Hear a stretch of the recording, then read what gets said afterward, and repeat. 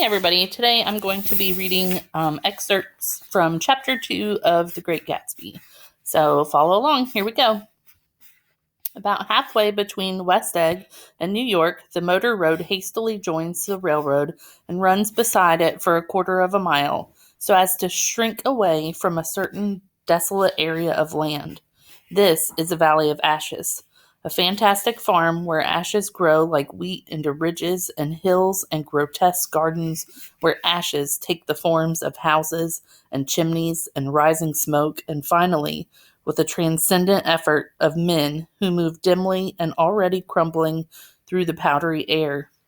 Occasionally, a line of gray cars crawls along an invisible track, gives out a ghastly creak, and comes to rest. And immediately, the ash-gray men swarm up with laden spades and stir up an impenetrable cloud which screens their obscure operations from your sight.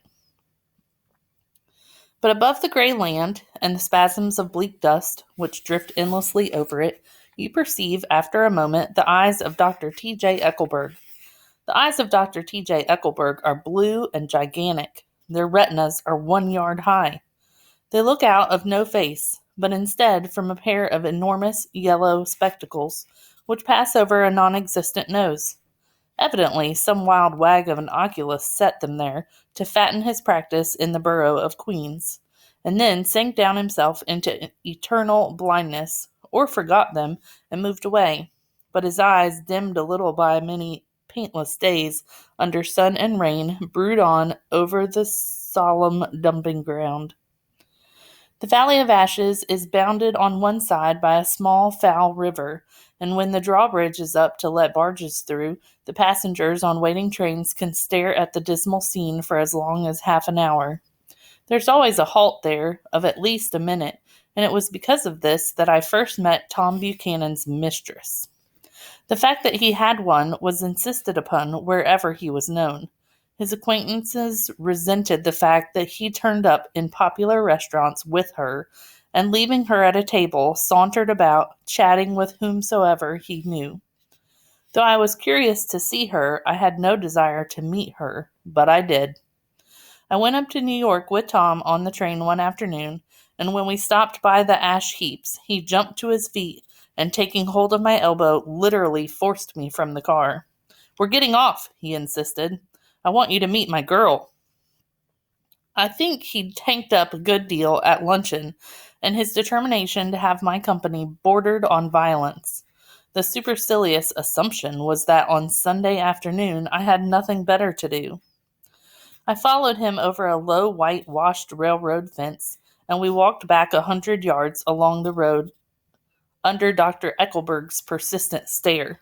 The only building in sight was a small block of yellow brick sitting on the edge of the wasteland, a sort of compact main street, ministering to it and contiguous to absolutely nothing. One of the 3 shops it contained was for rent, and another was an all-night restaurant approached by a trail of ashes. The third was a garage, repairs, George B. Wilson, cars bought and sold, and I followed Tom inside. All right, so far we've been introduced to the Valley of Ashes. It's described as gray. Everything about it is bleak and sad and miserable and dust-covered, and it's basically like an industrial factory kind of place where hardworking people are working hard every day, and they're not really getting ahead. And within this bleak and dusty and sad area is George Wilson. He owns a garage shop, and he we'll find out more about here in a minute. But we also get to meet here shortly Tom Buchanan's mistress. So he is cheating on Daisy, and we're going to get to figure out who he is cheating with here in just a second. So I'm going to go ahead and stop this recording because I'm going to run out of time in 20 seconds. So I'll pick up the next recording with the next paragraph, and then we'll learn more about George Wilson and Tom's mistress.